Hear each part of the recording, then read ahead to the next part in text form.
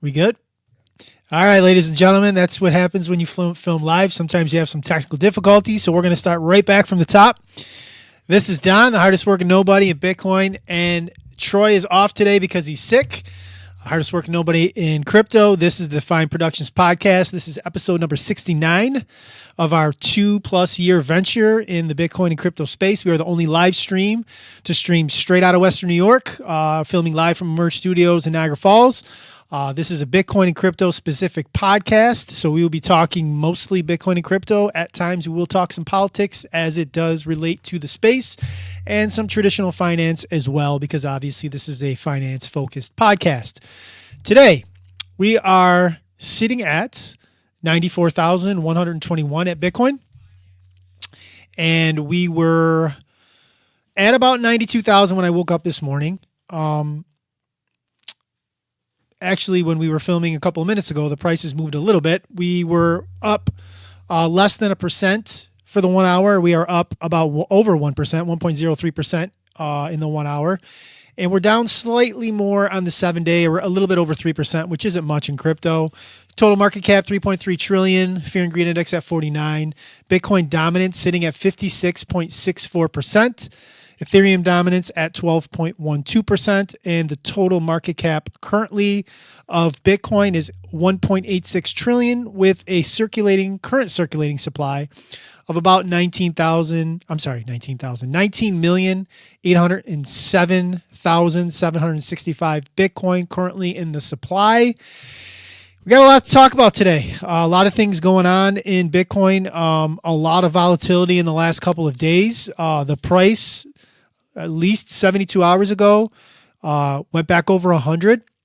It actually got as high as about 102,000 before dipping again. We've had quite a bit of news the last couple of days that has probably contributed to the volatility. We're going to talk about some of that stuff. We do have a lot to go over today. Just for full transparency, with Troy not being here today, this is the very first time that I've ever controlled the screen sharing on a podcast. So bear with me with my attempts to try to show you guys what articles we're going to talk about and bringing it on the screen, so it's more interactive, where you guys can actually see what I'm talking about instead of just seeing my face the entire time. So I'm going to go back, and I'm going to get out of this screen here that I'm in, and I'm going to get into the next screen. So hopefully I do this right so we can, and I am going to share. All right, that should work. There we go. So we got a lot of things going on with sovereign countries, and I'll get to the story with specifically the United States. But El Salvador, which has been on a Bitcoin standard for over 2 years now, has been upgraded from CCC credit rating for their country to B- by Fitch. So the Bloomberg article says El Salvador's long-term foreign currency debt rating was upgraded by Fitch to B- from CCC+. Long-term issuer default rating was upgraded by Fitch to B- from CCC+. Outlook stable from no outlook. Commentary and context: the upgrade reflects the reduction in financing needs and easing of financing constraints supported by the regaining of market access and recently announced IMF program. Credit ratings profile: Moody's long-term foreign debt rating 83, outlook stable. S&P long-term foreign currency debt rating B-, outlook stable. This is really big for El Salvador. Before El Salvador got on the Bitcoin standard, that country was an absolute shit show mess. Crime was super high. Their currency was inflating to basically zero. Bukele became the president, made the decision to get on the Bitcoin standard, made the decision to buy 1 Bitcoin per day, and he's been doing that for over 2 years at this point, and basically completely reshaped the country from the shit show mess that it was to probably one of the safest countries in at least the Southern Hemisphere, or the Southern Americas, I should say, not the Southern Hemisphere, the Southern Americas. Definitely the safest in the Southern Americas. Some would argue safer than some of the cities here in our United States that are pretty violent. And all because he changed the money. And we say that often on our podcast, change the money, change the world. And Bukele did that. And he has brought this country's credit rating from absolute garbage trash to stable. It's got a stable rating now. B- is a stable rating, which is huge for a country that 2 years ago was anything but stable. So let's go on to the next. Let's, as we do this in real time, I will do the next story. And let's look at, this is a good one. I like this one when I saw it. Michael Saylor, New Year's resolution top 10. Michael Saylor's wise words could be your New Year's resolution. These are the 10 things that he said, coming from specifically a 30-second clip from a Lex Friedman podcast that he did earlier in 2024. Number 1, guard your time. Number 2, focus your energy. Number 3, train your mind. Number 4, train your body.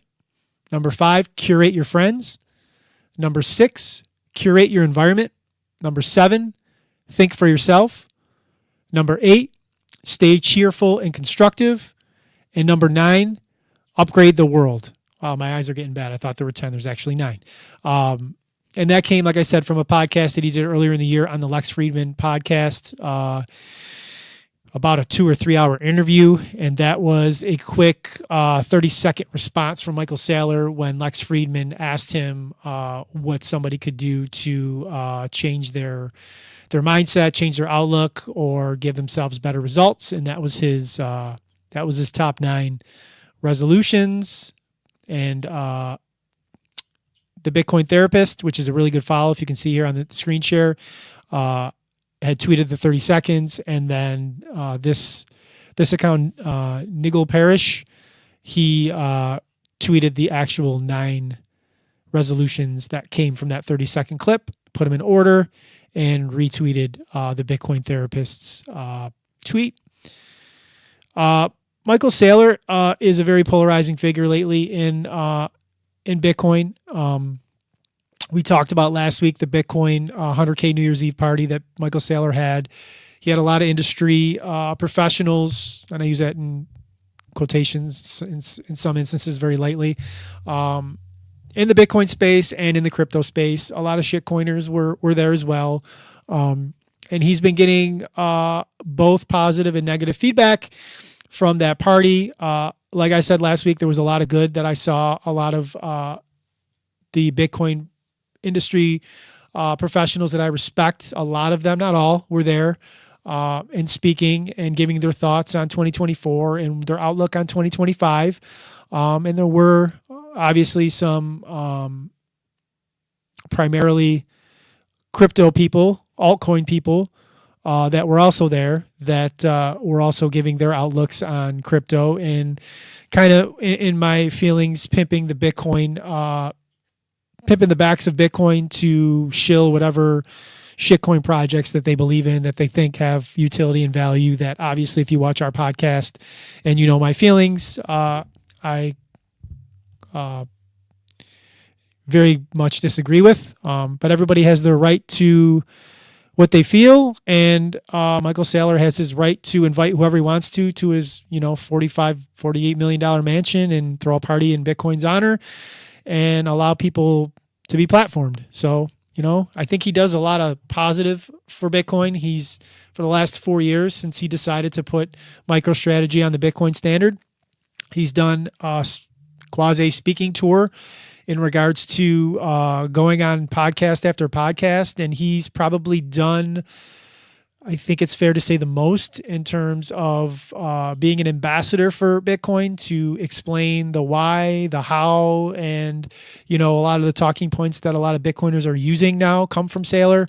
So I still believe he's a net positive for the space, although there are some instances of things he's said recently or done, like the party, that are a little skeptical and are not all things that I would necessarily co-sign and agree with, but this is a podcast and we talk about things and we shouldn't always agree. And some of the things he's going to do, I'm going to disagree with. And I think that that's okay in our space.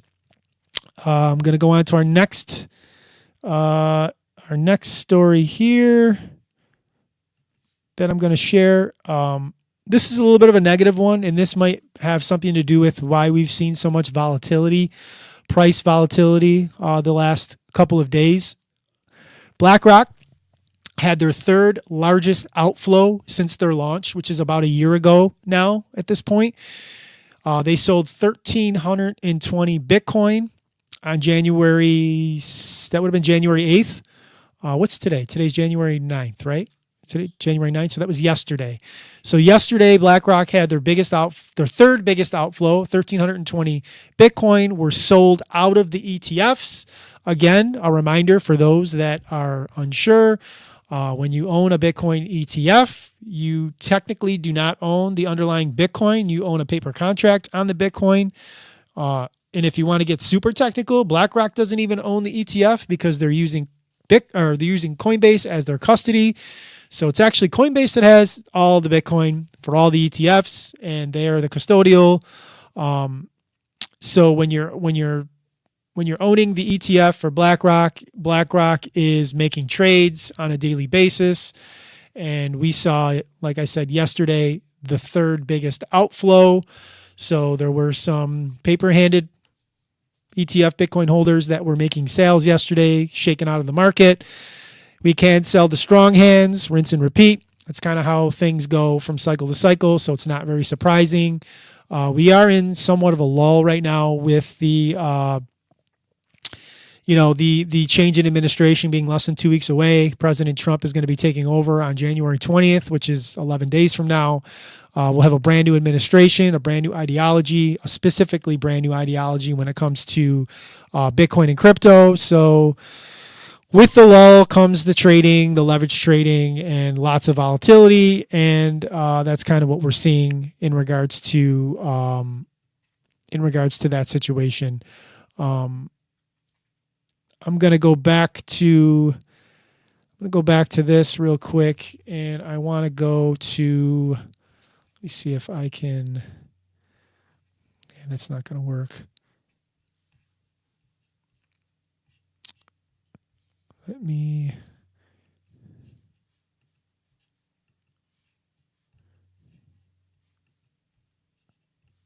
All right. Is that Sharon, Rich? Is that okay? So really good Twitter handle to follow if you guys are on X, and you should be if you're not. The Kobayashi letter, good Twitter handle, tweets a lot of good information in regards to traditional finance. From time to time, also tweets things in regards to Bitcoin. This tweet was yesterday. Breaking prediction markets now see inflation rising as high as 4.1% in 2025. Heading into 2025, expectations showed the inflation rate peaking at 3.6 in 2025. Prediction markets are saying that inflation is back. Probably the best source of information, ironically enough, if you want to know what's going to happen or what's most likely to happen, is to go to the prediction markets. Talking heads, pundits, MSM, and mainstream media and all those outlets that are going to give you information are biased, and they're going to tell you what they want or what they think and all that nonsense. The prediction markets are usually where you want to go if you want to see what the highest likelihood of things to happen are. And the prediction markets are now saying that, the Fed is telling us that they think that inflation is tamed and they got control of it, and prediction markets are saying the opposite, that they think inflation is making a way back, which will definitely affect the Fed's decision making in 2025. I did hear something on CNBC yesterday. Coming into 2024, or at some point last year, we saw over the next 12 months, 6 to 8, at one point, this was a while ago, 6 to 8 market reductions in the future. And now we're at a point where it might only be about 1 or 2, which would be significant change, and markets will eventually bake that in and react to that. And you're definitely going to see volatility. So you're going to see volatility in all markets. When you see volatility in the crypto markets, when you see volatility in the mainstream TradFi markets, you're going to see definite volatility in the crypto markets as well.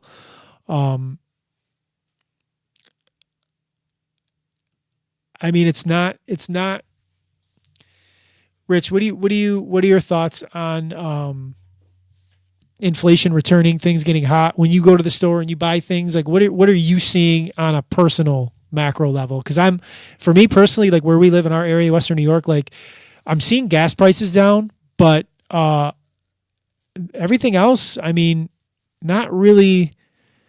I'm not really seeing any sort of I reductions of don't. anything. I like. It was interesting.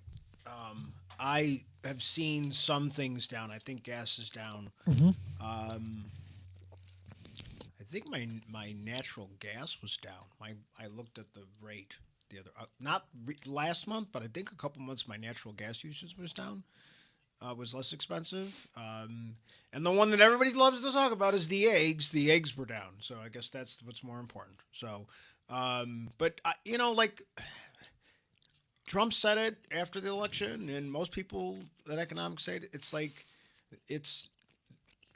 I think obviously there was inflation because of money printing, obviously, but I also like just we're flooding the economy with too much currency.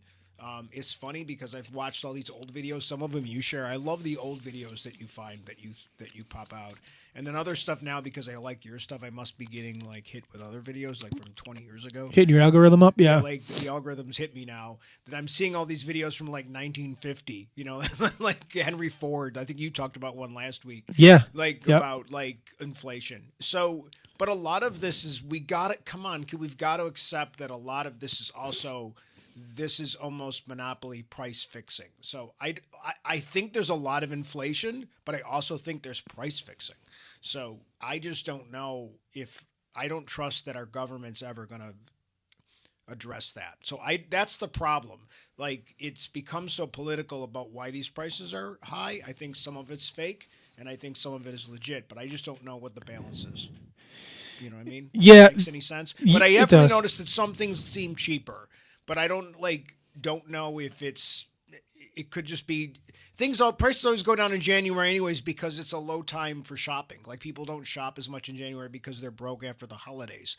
So like I think January is generally a time when general prices go down anyway, just because people are trying to get you back into the store. If that makes any sense. It does. And the other thing too that we have to take into consideration is that when we got this whole inflation bubble slash madness from 2020 to 2021 and prices went up and inflation was at what they told us 9% and in some cases double digits, in some cases multiple double digits depending on what you looked at when you're buying a car or all that kind of stuff. Like those prices skyrocketed, and yes, some of these prices are going to come down slightly, but you also have to realize that businesses are not going to just cut their legs out from under themselves. These prices where they've gone, the Fed, the mandate of the Fed is to get it down to 2%. So the Fed still wants prices to rise every single year, but only at a Right. 2% clip instead of 4, 5, 6, 8, 9, 10, Right. 12. So the goal of the Fed is still to make prices go up. So there's not a world where the Fed's going to come in and say we're going to go negative and we're just going to go, eggs and meat and groceries are going to go back to 2019 prices. That's never happening. It's not going to happen. It's not the goal. So I think some people are not understanding or don't understand because they probably don't understand markets and economics that when you're reducing inflation, you're reducing the trajectory of where things are going. So if something was $1 and it went up to $2 and it went up to $4 and it went up to $6 and now it's at $6, the Fed's goal is to try to stop it from going from 6 to 7, not to make it go from 6 back to 1. That's not what they're going to do. That's not what they want to do. That's not going to happen. And I think some people are not understanding that that's not the goal and that's not the objective, nor is that possible. So what they're trying to do is to stop it from keep going, but where the prices kind of are now, this is our new normal. Like these prices This that is we one of those. see are our new This is one of normal. the things that bother me because I remember like maybe 5, 10 years ago, maybe even longer, we'd be like, inflation's at basically zero. And I'm like, I don't think inflation's ever been basically zero because No, it's prices have not. always going up. Now there's things that go up and down like gas prices, like at the pump. Like that stuff's different.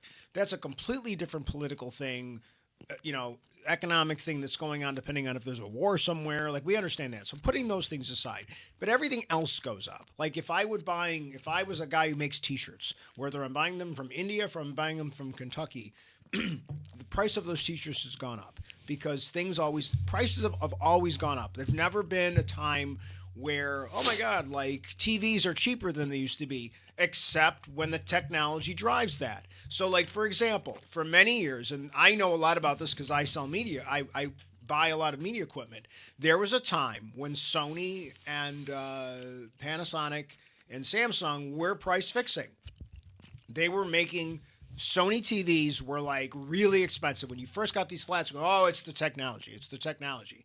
And then Vizio and a couple other companies went around them and said, we're going to make that TV, the same TV with a little bit thinner plastic, a little less durable. It's going to maybe last a couple years less, but the price is going to be like 30% to 70% less. Yeah. And they like suddenly Sony was like, well, wait. How come like, but again, it was an example of price fixing. And internationally, they got dinged for it. Like some countries actually went after Sony for that. And people are like, well, I want the Sony because they want Nike. They want the high end stuff. But like at the same time, like they have had to lower their prices, in my opinion, because of, again, some governments and some organizations went to them and said, like, you know, outside of the United States mainly too. A lot of this happened in Asia, was where they were forced to kind of lower their prices, and that kind of trickled down to the rest of us.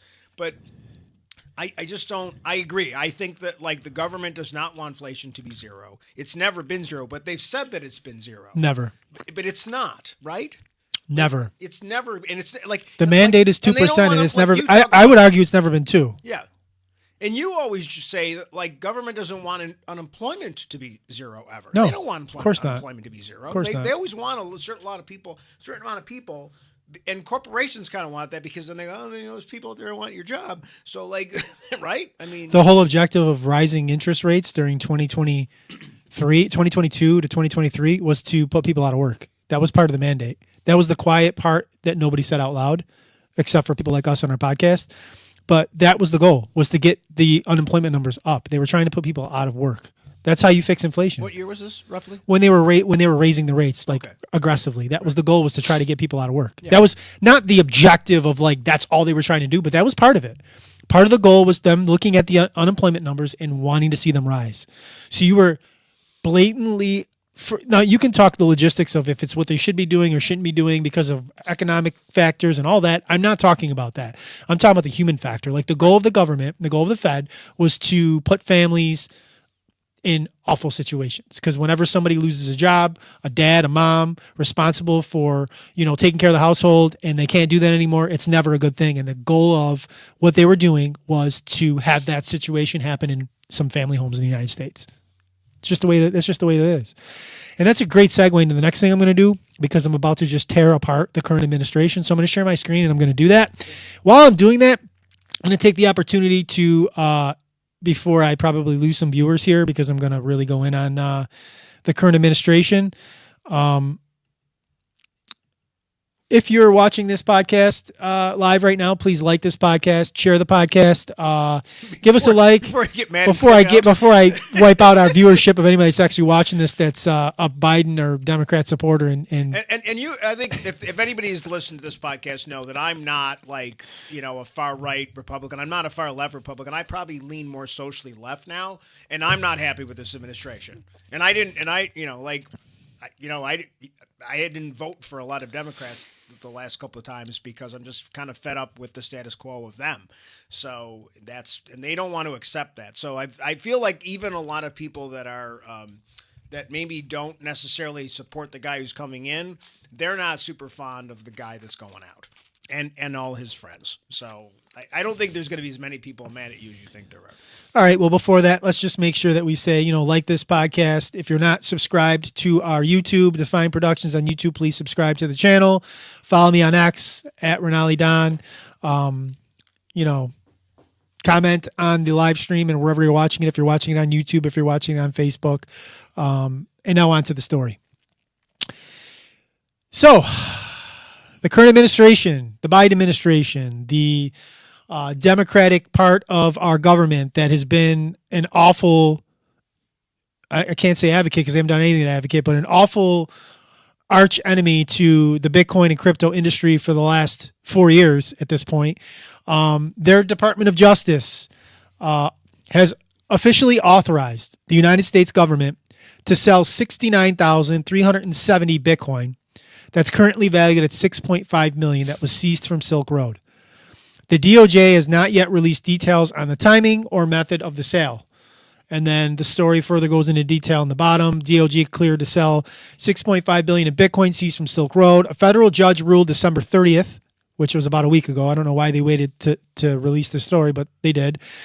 That the DOJ can sell 69,370 Bitcoins seized from Silk Road dark marketplace. Officials confirmed a years-long ownership dispute over the seized Bitcoin ended after Battleborn Investments lost its bid to delay the sale. The group had claimed ownership through a bankruptcy estate and recently lost a related FOIA case seeking to reveal the identity of individual X who originally surrendered the Bitcoin. Battleborn's attorney called it another egregious example of the DOJ's abuse of the civil asset forfeiture process, claiming the government relied on procedural trickery to make sure the facts are never heard. The DOJ cited Bitcoin's price volatility in pushing for permission to sell the assets. When asked about the next steps, a DOJ spokesperson said the government will proceed further consistent with the judgment on this case. The seized Bitcoin is currently valued at approximately $6.5 billion. I will start this out by saying, without a shadow of a doubt, that Joseph Biden is the worst president in the history of the United States of America. And if that's not clear now, it will be in about 20 to 40 years when we look back at how his administration treated the Bitcoin industry and the crypto industry. And we see the prices that we're going to see in the future. And we look at how stifling his administration was to our asset class and our ecosystem. And if any one of those 69,370 Bitcoin are sold before Trump takes office, he should be brought up on charges of treason, in my opinion. And I know that's a bold statement to make, but President Trump and many members of Congress on both sides of the aisle, by the way, not just Republicans. There are very pro-Bitcoin Democrats as well that are supporting Senator Lummis's bills and many of the pro-Bitcoin and pro-crypto legislation that's being put forward. It's not just a Republican thing or a MAGA thing. This is a bipartisan thing.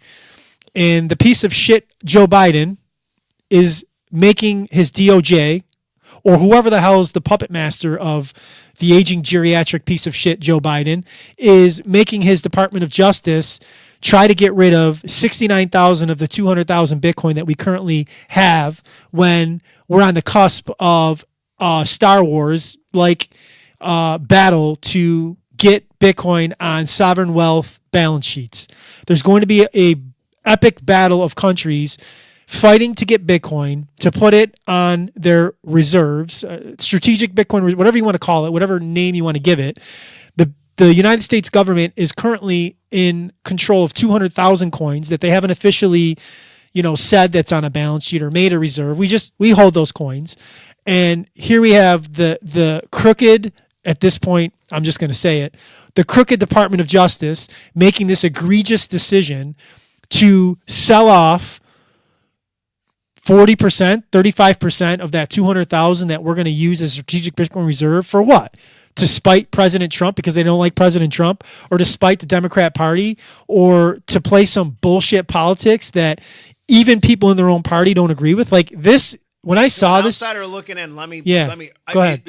I heard about this too, and I was like, this is just I said, well, I was at that amount. So I went back and I looked, and you could tell that they want to sell all of it, but they can't because a lot of it's been seized and the court cases for the other ones aren't far tying enough it up. along. Yep. These are the only ones that they can sell. Yep. And this is like, you know what? F you. That's all this is. That's all it is. This is not because it's just they're mad at them, so they're like, what can we do? And unfortunately, like I remember when Clinton left office and Bush took over, they took all the W's off the keyboards. Like that was the prank, right? That was the prank. Like in the White House, in the whatever, the West Wing, they did a little prank where they made him had to go buy new keyboards. That's actually fun. funny. I think that's actually hilarious, funny. Right? Yeah. That's funny. like it's not like we really trying to screw your administration, right? Here's the Like, thing, though. this That is- doesn't this hurt. is- This Taking is the one of those things that just pissed me off. It's like this is whether it's a good idea or not. It has nothing to do with it. It's only to be spiteful to the next guy. But here's the thing: taking W's off the keyboard, that doesn't hurt the American people. Selling 69,370 Bitcoin at the cusp of what we all can see, especially those of us that are in any way, shape, or form paying attention to finance, that this is where like finance is going. And we just watched 6 months ago. We watched Germany sell off. I think it was 50,000. The $50,000 was the price of Bitcoin at the time, and they sold off a bunch of Bitcoin at 50,000, and they just lost half of the buying power by doing that. In the time that we've owned the United States, not we, the time the United States, which technically is us, but it's not. In the time that the United States government had possession of that Bitcoin, like. How long do you think that you probably know more? Like, did they have it for like 5 years, 2 years? Like, how long did they have it? Like, the value of what they had went up. Silk Road assets were seized. Ross Ulbricht's been in jail, who was the owner of Silk Road, for 11 years. So, and how? So we're going back to the Obama it went administration. Up by what percent? 100? How many percent? How many 100% did this thing go? No, up? tens of thousands, And, million so percent. Why aren't you selling so why don't you sell your gold then? Like, you're only selling the one thing that some of your buddies that you're in cahoots with, your other old people that are floating around Congress and the Senate that don't like this, and it's like we got to stick it to them. And this is everything why people don't vote, and this is why people are fed up with both parties because of this kind of crap. Like, it has nothing to do with policy.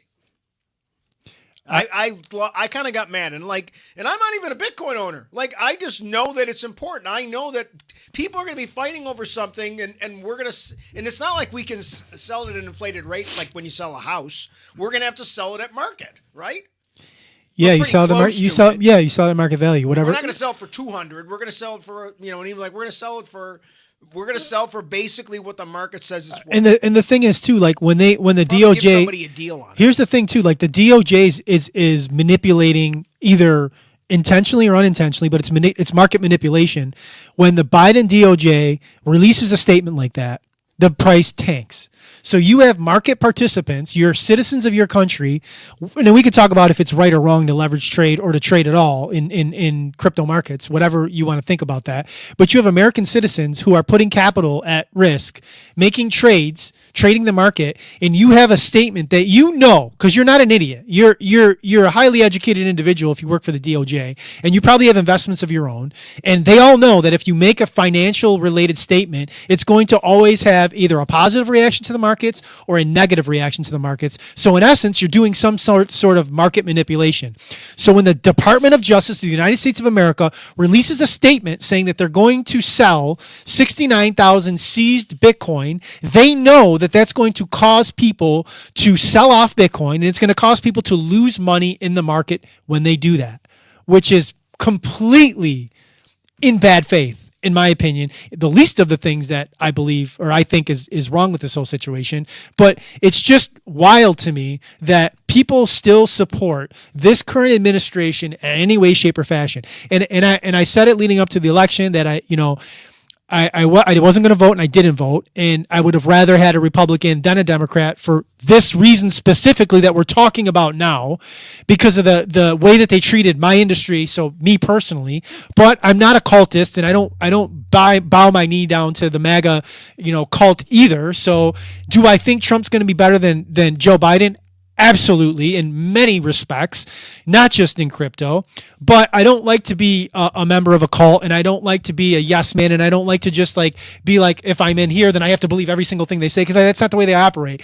There's some Republican policies that I like, many more than Democrat, but there are also some Democrat ideologies that I may align to as well. So I sit out voting for nonsense like this because of the party nonsense. But I will wholeheartedly say, if you still, especially if you're a Bitcoin owner, even a shitcoiner at this point, if you have any sort of access, any sort of ownership in Bitcoin and crypto at all, and you still support the Democratic Party, you're a fucking moron.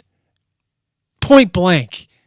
In my opinion, And you're an again, idiot I'm not if a you support the Democratic Party and the people that are behind the Elizabeth Warrens, the people, not just Joe Biden, because Joe Biden's going to go die in the sunset somewhere in some nursing home. So not just him. Elizabeth Warren's still there, and there's still lots of pieces of shit of the Democratic Party that are involved in the government that are at war with us right now. The Democrat Party is at war with you if you are a Bitcoin or a crypto owner. It is war right now. We are at the front lines of a war with them. And they just declared it by saying that they're going to sell 69,000 before Donald Trump and the Republicans and even the Democrat part of the pro Bitcoin movement are going to come in and start doing something really special for this country. That part of the Democratic Party has put up their middle finger to us and said, we're at war with you. And I'm going to chime in because again, I have bigger like my frustrations with the Democratic Party and the fact that they're unwilling to accept that across the board they got their ass kicked in the last election. Across the board, not just in the White House. Not if you turn on Across the board. CNN. CNN will tell you that it was, it's a lot closer than you thought. And it's, I'm going to come back to that because I want to say something about that too, really quick, that I pay attention to. Because I'm more in the government, like the news side of it than like the investment side of my political stuff. And like they refuse to accept that what they're doing, their philosophy and how they're supposed to be for the little guy, and they've said that for all these years, and they're not, and they're still acting like they are. But the little guy all said, we're not showing up. We did not, and like there's those people out there like, well, something's wrong with these numbers because yeah, like because you can look in just about any area and say Democrats. Let's say there was like a state, okay? So you look at a state and you can see that like X thousand voted for governor, Democrats, registered Democrats voted for that governor, and significantly less voted for the presidential candidate. And maybe even in some cases like this, maybe the senator or something. Like they just chose to not vote for that person, that woman, for various reasons. Some of it's economics and some of it's just fed up with the party. Some of it is Gaza, all that stuff. But it's the problem with the party. And for the folks that think that the Democrats for the little guy, I think they know that jig is up. And going to the CNN thing, if you noticed, like, have you seen any of the reports of how much news viewership has dropped off across all the cable networks? Like, yeah, it's absolutely. dropped off by because nobody trusts them. But it's really, really bad. There's always a drop off after the election, but it is really, really dropped off significantly more than ever before, and not just like all news sites, across the board. Like people are just fed up with whether even some of the new media, their numbers are down significantly, and I think their people are just fed up with all of it. Let me share this screen right here too, because there's another story that's going on too while all this stuff is going on with crypto. Los Angeles is having some issues like they do it's wild. Like I'm not as well versed on this topic to really speak on it, but as an outsider, just like observing this on a yearly basis that like checks in when it happens and doesn't really follow up too much to really know what's going on. I feel like every single year there's a wildfire in LA and it's not like they don't know it's going to happen because it literally happens every single year. And it's just wild to me that leadership in the state of LA can't figure out a way to alleviate this problem. And the only thing that they can say is climate change. That's their excuse for everything is climate change. It's like, okay, climate change. Even if you're going to address it, which I'm not going to argue if it is or it isn't a thing or whatever the case may be whatever side you fall on that, like you should still have a plan to like be able to address this thing that happens on a yearly basis much more effectively than they do, because this is just it's ridiculous. But there's a tweet up by Enjoyer on X. Crypto is dumping. LA is on fire. Iran making some type of threat. Supposedly a new virus too. Yeah, I'm a buyer here. We know how this goes. And I thought that tweet kind of encompassed like crypto's dumping. It does. It's volatile, cyclical, happens. LA's on fire. I just got done saying that happens like every single year. Iran making some type of threat. That seems like something that's happening all the time. They're talking about a new virus. Ever since COVID, They're talking about new viruses and stuff like that. So these things are FUD. These things come in, change the market, but they're sellers, and the weak hands sell to the strong hands. Rinse and repeat, market goes back up. So that's a good place to kind of talk about, if you're in this market, you should continuously be a buyer, especially if you're investing. Troy's not on here to be the trading advocate. I don't trade. I just hold. I think the straightest path to wealth is to buy good assets and hold them. Buy good assets and hold them for long periods of time. If you want to mess up that path to wealth, you trade it away, you leverage trade it away, you make bad decisions, and then you try to play catch up. You become a degenerate gambler, and then you lose everything trying to chase back the gains that you had. The easiest way to do things, in my opinion, not financial advice, of course, is to buy good assets that you like. For me, that's Bitcoin. And just hold. Continue to accumulate, continue to hold. Continue to accumulate, continue to hold. And if, like me, you did so at any time in 2013, 14, 15, 16, 17, 18, 19, 20, 21, any of these points in time, and just kept doing that, and you're still holding, you're way up in that asset class. So, don't mess up the easiest trade of your life, in my opinion. It's frustrating. It's frustrating to me to jump on X and to see all the people that are doom and gloom. There was one this morning. I'm not even going to say he's X because I don't even want to give him shine, even though we're not a huge channel that really wouldn't do much. But he was tweeting about how Bitcoin at 92,000 was a big "I told you so" for him, and get out if you haven't already because it's going to zero. And it's like these guys tweet the same thing every time there's any sort of market dump, and they've been doing so for the last 10 years. And it's just, and this guy specifically has like 520,000 followers on X, and it's just mind-boggling to me how low IQ people are to follow idiots like this that have terrible takes like that. Again, I'm a Bitcoin guy. You follow me, it's because I know a lot of things about Bitcoin. You're going to hear a lot of things about Bitcoin. I'm going to speak from a place of knowledge when it comes to Bitcoin. I will speak about other things, and I don't speak with those things with as much, emphasis as I do with Bitcoin, because I don't know everything, even though I have an opinion on everything. But I don't tell you it like that's the only be all end all, and like that I know every single thing. If I haven't studied that thing, I'll say this is my perspective on that. This is what I think on that, and then oftentimes I'll engage with people, and they'll prove me wrong and say, "No, asshole, this is really how it is. Take a look at that," and then I'll take a look and be like, "Hey, you're right. I'm going to do some more digging on that."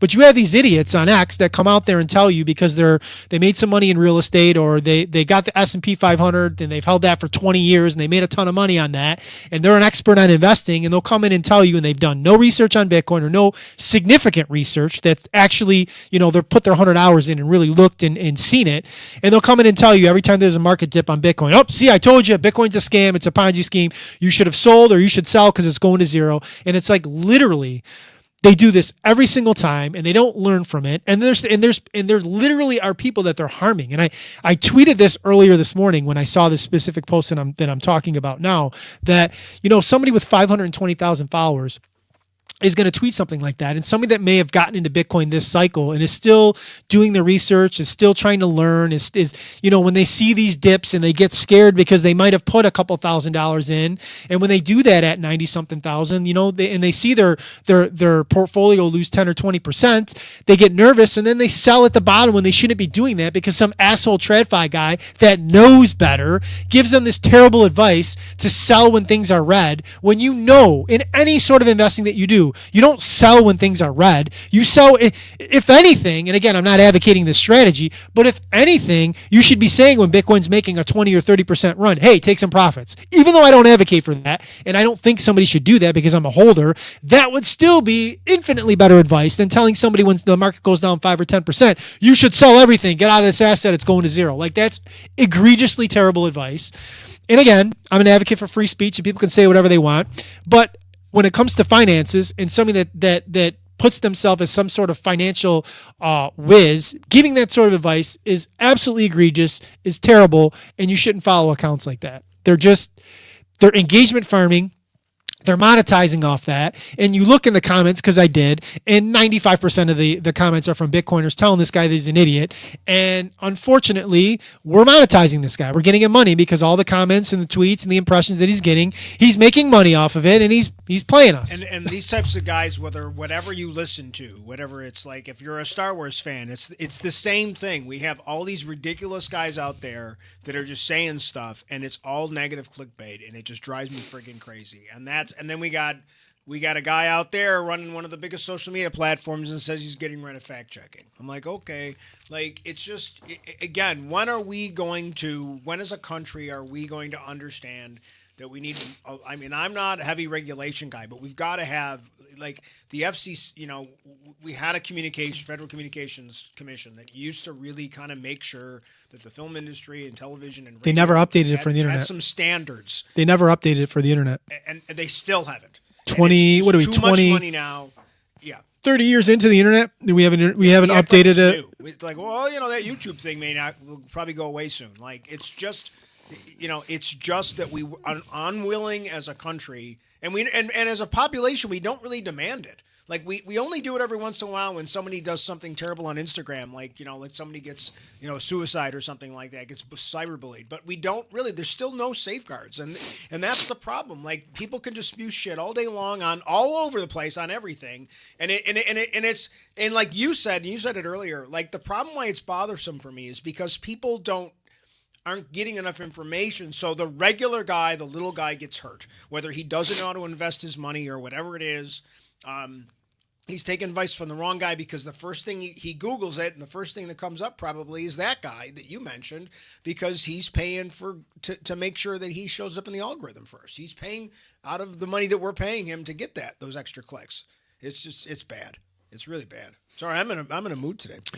I got a screen up. I want to share real quick with the viewers. I don't see it yet. Let me see.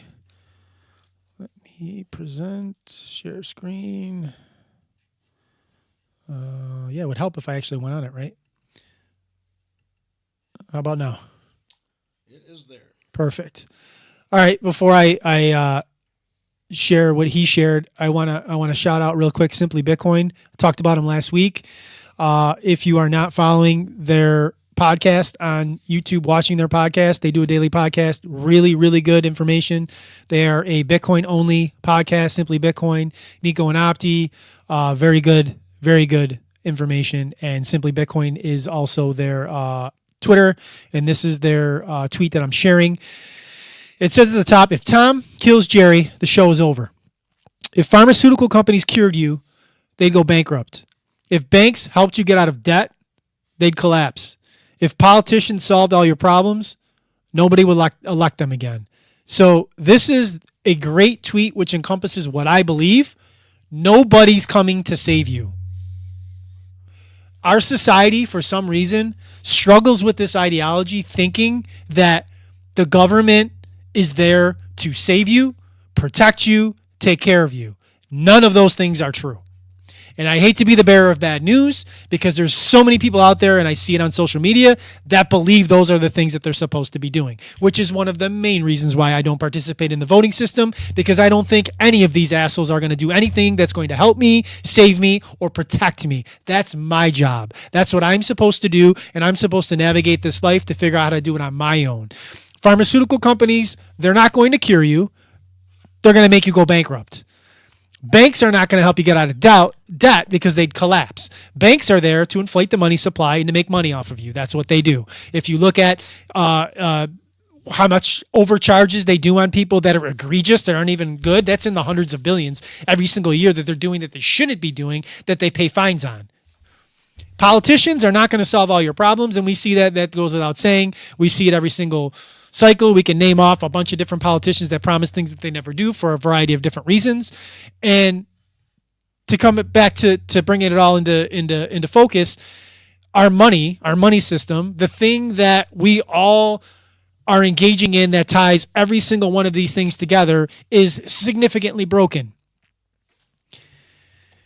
We just started this podcast talking about inflation. We started this podcast talking about where prices were 5 years ago, where prices are today, and how that's hurting the average American, and how we're looking to the Fed and Jerome Powell and Janet Yellen, who also made ridiculously stupid comments this week on her own, are supposed to do something to help us, and none of these people are going to help us. There is no cavalry coming to save us. It's just not ever going to happen.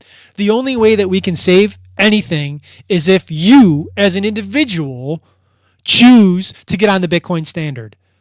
That doesn't mean that you just don't use fiat anymore. Like when I say Bitcoin standard, it doesn't mean that you're Bitcoin and you don't use the dollar. You don't buy real estate. You don't do it. It's not what I'm saying, because we're not there yet. But if you want to find the one thing over the last 10 to 15 years that has obliterated every other asset class, we went over it last week, just in 2024, it completely obliterated every other thing that you could have invested in. And if you look at the 5-year chart, the 10-year chart, the 15-year chart, it only gets better and the gap only gets wider for those things.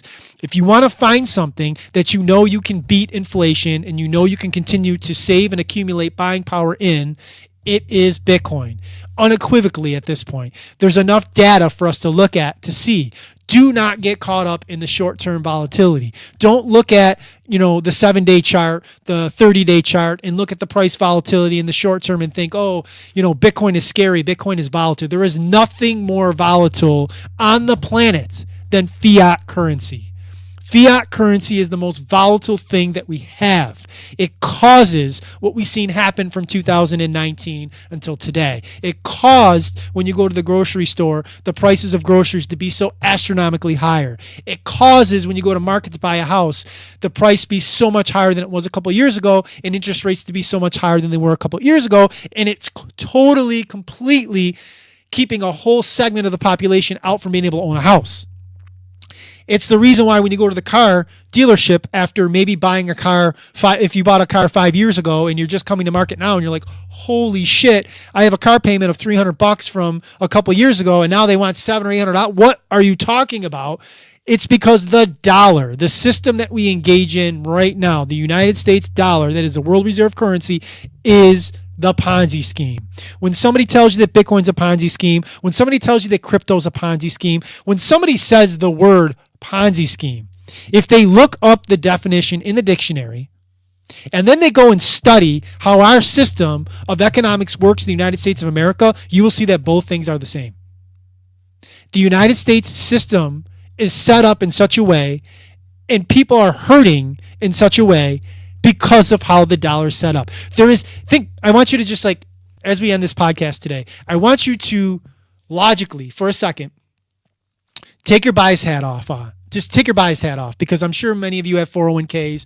Many of you, have your own real estate investments, have your own ideas of investing, even if you're not Bitcoiners, and the way that you view things. Just take that hat off for a second, and I want you to think about this statement and this couple of sentences and paragraphs I'm gonna say to you as we close down this podcast for the day. The United States of America is the owner of the world reserve currency, which means every other country in the entire world pegs their currency to our dollar. We are the superior fiat asset in the entire world. United States of America's dollar is that. Yet, here in the United States of America, where our fiat asset is the apex fiat asset of all fiat assets in the world, we still have a country where anywhere between 70 and 80% of the population of said country is living paycheck to paycheck, which means they are 1 or 2 weeks away from one thing happening for them to fall into poverty. I didn't say 70 to 80% are living in poverty. I said 70 to 80% of the country that has the apex fiat asset that every other country is tying their asset to is 1 or 2 weeks away from being poor. So how can you not look at the United States government, the United States dollar, and our fiat currency that we have, and our fractional reserve banking, how we create money out of thin air, our Federal Reserve Central Bank? How can you not look at all that? And even if you don't want to go as far as saying a Ponzi scheme, which I'm saying, and not look at that and say, something doesn't seem right. The math's not mathing. Because there should never be, if aliens are coming down to our planet and we're telling them that this country here, the United States of America, which makes up 5% of the global population, has the apex fiat currency. Every other country covets our dollar. They trade in our dollar. They peg their currencies to our dollar. You would think that, man, people must be balling out in this country. And there are. The 1% is balling out in this country. So there are people that have that. And there is a high concentration of billionaires that are here in the elite class. But the overall populace of this country, the people watching this podcast right now, the Mews, the Me's, the Riches, the Troys, and all the other people, and many of the crypto holders, the average people living paycheck to paycheck, 70 to 80%. If there's 100 people in the room, 70 out of 80 of those people are 1 or 2 weeks away from falling into the low poverty end of the spectrum in this country. There's something wrong with our money. Even if you don't totally understand what that means, you have to, some part of you has to be like, something isn't right. I don't know what it is. I can't quite put my finger on it, but something is not right with the system that we operate in, and these Bitcoiners that are talking about it, change the money, change the world. There's got to be something to that because, you know, I'm working my butt off for 40 hours a week. I make a decent salary. You know, I do what I think would be well. And, you know, my car payment, my mortgage, groceries, taking care of the kids. When I look at what's left over off of that, it isn't a lot. Like, why? Why is that? I should be doing and I should be in a much better spot than I am. And why is that? You talk about Ponzi schemes. You talk about things that are wrong in the world. There's nothing more wrong in the world than the fiat system. There's nothing more wrong in the world than how our system operates on a daily basis, our system of commerce. Inflation will never go away. Inflation is designed to inflate asset prices. That's why inflation exists. That's why, Rich, inflation will never be zero. Because as long as inflation goes up, that means prices go up. That means prices inflate, which means asset prices inflate. And the top 1% or the people that own the assets watch their assets inflate. Inflation only affects the middle and lower class in negative ways. Inflation affects the upper and elite classes in positive ways. The higher inflation goes, the richer the rich get. The higher inflation goes, the poorer the middle class and the poor gets. That's just facts. There will never be an era in this current setup of the United States dollar where we do not have inflation. It will always continue to happen. The Fed will sell you the idea that they want it to be 2%. And even 2% is really good because if you look at 2%, you times it by 10, that's 20%. You times it by 20, that's 40%. And in one person's working lifetime, that means over 50% of buying power is lost. So they're aiming, if you work 30 years, right? If they're aiming for 2% every single year, that means over a 30-year working period, from day one to the last year, that 30, you've lost 60% of your buying power by design. And that's if they get to 2%. And we've already messed that up in the last 5 years. We were way much higher than that. So when you look over a 30-year period of somebody that was working in this time span, it's probably going to be closer to 4. So if it's 4, you've lost 120% of your buying power over 30 years. Think about that. Think about that. That's the system that we're in. That's why Bitcoiners like myself and other Bitcoin maxis jump on podcasts, run podcasts, tweet, run stuff, giving out this information for free to try to tell people if you change the money, you change the world. Because the government has control of the fiat system, and we are puppets in that system, and we are just slaves, and we are at the mercy of that system and all the control that they have, and we can't do anything about it. When something comes along like Bitcoin that's decentralized, is controlled by nobody, is immutable, is transparent, it has a blockchain that you can see, and is able to give self-sovereignty to individuals and not states and not countries, that's a threat to the system.